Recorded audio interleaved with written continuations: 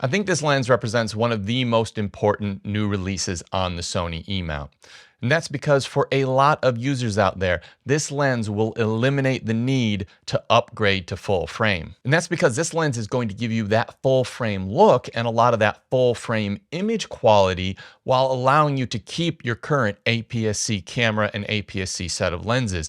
So there is a huge cost savings, but you can still get that sort of full frame look that you desire. This lens was sent out to me for the purpose of making this video, but all opinions are my own, and this is not a paid or sponsored video. I will put some links in the description down below to where you can get the lens because it's a new release lens. It can be a little bit hard to find. Now, I've said that this lens is going to get you full frame image quality, but on an APS-C sensor camera. And just for a little bit of a comparison, the closest focal length I've got to the 27mm on a crop sensor camera, which is a 40mm full frame equivalent field of view, is the 35mm f1.8 by Sony. So I've gone out and I've taken some photos side by side comparing the 27mm to my Sony 35mm f1.8. And what you're gonna find is these images are very, very similar. Now, because of the difference in field of view between the 27 and the 35, they're not exactly the same, but what you're going to see is if you are looking at a full frame lens like this one, 35 f1.8, with an f1.2 on a crop sensor camera, the images are going to look very similar. So you're going to get a similar amount of background blur, but in addition to that, as we know, full frame sensors tend to perform better in low light, but once we go down to f1.2, we're letting a lot more light in because f1.2 is letting the same amount of light in on a crop sensor camera as it does on a full frame camera. This is something that a lot of people don't understand. They think you have to multiply that 1.2 times the 1.5 crop factor, which gets you 1.8. That's not how it works when it comes to light performance. f1.2 on a crop sensor camera allows the same amount of light in as f1.2 on a full frame camera. So we're actually getting more light hitting the sensor, which makes up for the fact that the sensor in the camera is a little bit smaller. Now, there's only really one disadvantage I see to this 27mm f1.2 versus a full frame equivalent, and that's the fact that it has to be very, very big to make a lens that can perform as this lens does. But when I compare it side by side in size and weight, once we take my Sony a7 IV and we put it on the scales, it only weighs about 100 grams less than my Sony a6700 with the 27mm lens on it. So we've actually got a camera that's a little bit bigger and a little bit heavier than full frame. But when we don't need that full frame look and we want to just have the compact camera, we can switch over and use our standard APS-C lenses. And what we find is we still have the ability to have a very small compact setup. But if we want to go shoot and make it look full frame or get that full frame look, we use the bigger lens. But with the full frame camera, we can't really do that because full frame lenses in general are just bigger across the board. So as you can see here, I've got a Sigma 28 or a Sigma 18 to 55, and this is a very, very small lens. You are not going to get an equivalent on full frame of anywhere near this range at this size. So you still maintain many of the advantages of APS-C and those smaller sensor or those smaller lenses. The other notable advantage of the Viltrox 27 over the Sony 35mm f1.8 is the fact that the Viltrox is going to be about $200 cheaper, which is fairly significant. So what is 27mm good for? Well, to start with, on an APS-C sensor camera, 23mm is generally considered the best all-purpose focal length or field of view. 27mm is that little bit more cropped in. This is a 40mm full frame equivalent. And I prefer 27mm over that 23mm field of view. I think it is a more interesting focal length. I also think it is an easier focal length for beginning photographers to work with because there's not so much of the environment in the frame or in the scene. It just isolates that subject a little bit more and has a little bit less to deal with when composing an image. The first thing this lens is going to be great for is street and travel photography because you're going to be able to take a photo of a person in a scene, and when you get away from that person, you're going to be able to show them in the environment that they're in and demonstrate a photo of that person and get the whole scene wrapping around them. In general, when I'm shooting this lens as a street photography lens, I'm shooting it probably f5.6 or f8, depending how much light I've got. That's going to get me a deep depth of field so I can see the person, but I can also see the environment wrapping around them in a traditional street photography sense. It's also going to be great for all-purpose travel, once again, because you've got a wide enough lens just to show the whole environment and what's going on around you. The other thing that's going to be great for is family and portrait photography, because once again, you've got a wide enough field of view that you're in a tight space. You're still going to be able to get back and get a picture of the person, show a bit of the surroundings, unlike something like a 50mm where you might not have enough room to work. 27mm is going to allow you to get a reasonable photo of a person even in a tight environment. The other thing that's going to allow you to do in a portrait sense, if you've got a person and maybe you're at a party or you're at a nightclub or something, but you've got this whole messy background and you just want to bring into focus that person in the frame. You just get a little bit closer, you open that aperture to f1.2, and you are just going to completely obliterate that background, and you're going to get a nice, sharp, detailed photo of the people or the person in the frame, and then the background's going to be blown out and blurry, and it could be probably just about anywhere. This is also going to allow you to do those night portraits in low light environments on the street in dim conditions, because at f1.2 you're going to get a whole bunch of light in, so you're going to be able to do those nighttime portraits as well. The other thing it's going to be reasonably good for is food photography. That 40mm field of view equivalent is sort of right in there, getting close to the 50mm field of view on a full frame camera, which is one of the gold standards for food photography. So if you're out traveling around, eating some nice meals and you want to get a photo of the food and document the food as well, this lens is going to do that for you. The other thing that this lens is going to be excellent for is as an all-purpose video lens.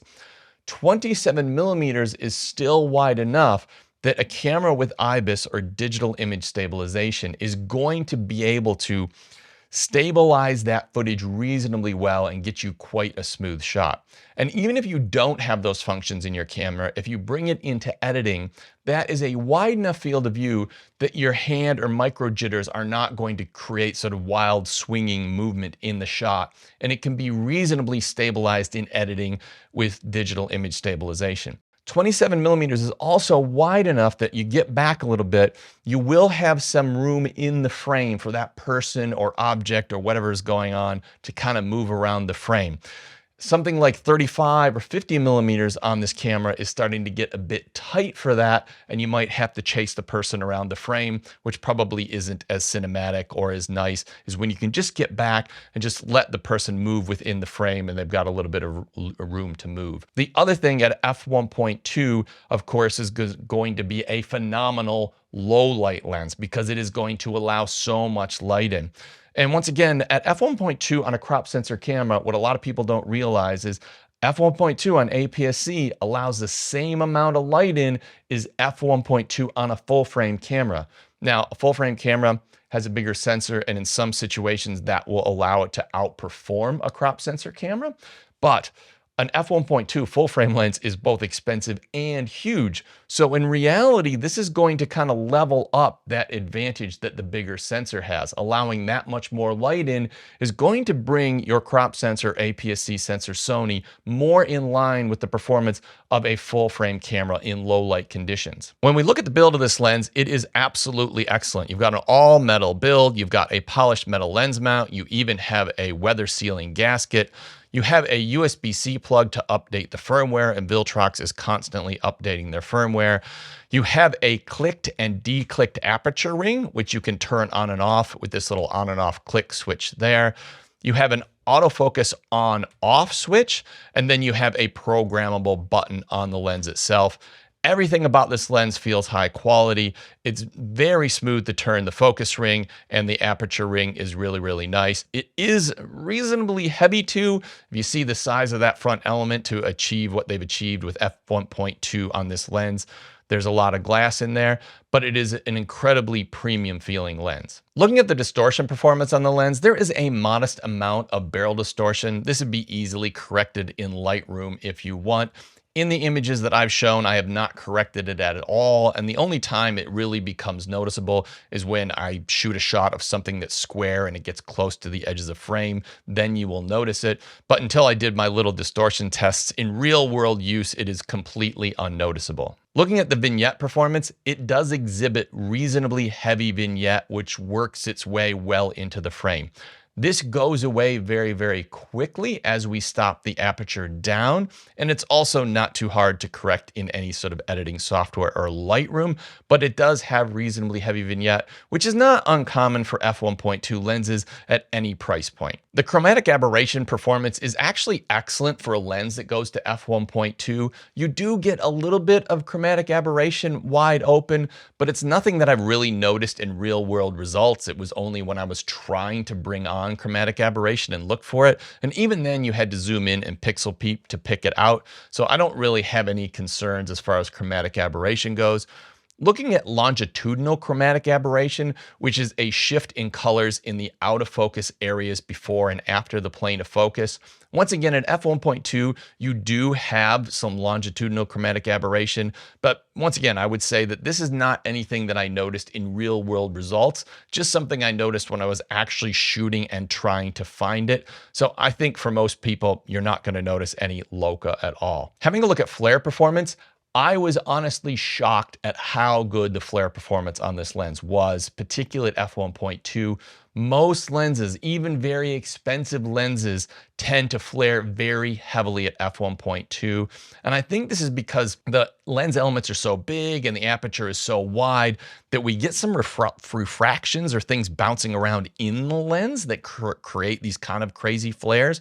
But there was almost no desaturation. There was a slight bit of blooming wide open. There wasn't even any lens flares or streaks. It was shockingly well controlled for an f1.2. And if you want to get rid of that sort of blooming highlights, you can stop it down a little bit, but I think it actually looked great as is, and I really enjoyed the way this thing handled flares. Looking at close-up image quality, once again, the close-up image quality is good without being great. Wide open at f1.2, it could be a little bit soft. If you are going to shoot close up, you probably want to shoot it at around f4, f2.8 to f5.6, somewhere in that range. This is not uncommon with lenses that open up this wide. I don't know why that is. So you want to stop it down if you're going to be shooting close-up images. Looking at sharpness, once again, this is an area where this lens is absolutely shocking. At f1.2, it is plenty sharp, plenty of contrast, plenty of detail, a really high quality image.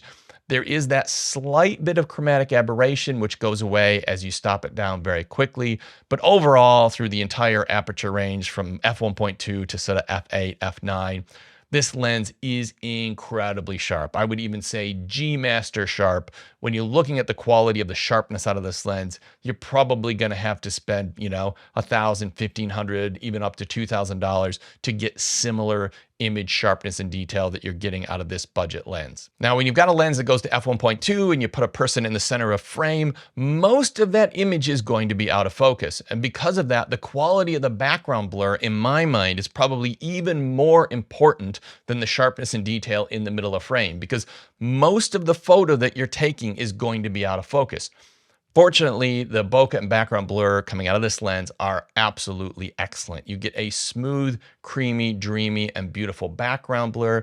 At f1.2, the bokeh balls are slightly more cat's eye shaped. As you stop down, I think it's about f1.8, the bokeh balls become perfectly round and they stay reasonably round throughout the range after that. But I actually don't mind cat's eye shaped bokeh, particularly as you get to the edge of frame. It almost gets you that swirly bokeh effect. So as far as the bokeh and background blur coming out of this lens, I'm probably going to rate it a 9 out of 10. It's honestly absolutely excellent. So I genuinely think if you are currently shooting with a Sony APS-C sensor camera and you are looking at full frame cameras, longing for that image quality, longing to be able to blow out that background, longing for that incredible low light performance, I think for the vast majority of shooters, an f1.2 lens like this is going to satisfy that itch while still allowing you to keep your camera, keep your current set of lenses, save you a ton of money, and kind of give you the option. If you want to get that full frame equivalent image quality, you throw on this bigger, heavier lens. If you want your camera to be small and compact and a super APS-C travel camera, like maybe one of the reasons you bought it in the first place, you just throw on one of your other lenses. So it's gonna allow you to get both results while keeping your current model camera. Now, one of my favorite Sony APS-C lenses of all time is one that I almost hear no one talking about. And I've just thrown a video on screen now. This is my review of that lens. I did that review on a Fuji camera, but they since have released the lens on the Sony camera, and I have it on the Sony as well. And check out that video because that is one heck of a lens that so few people know about.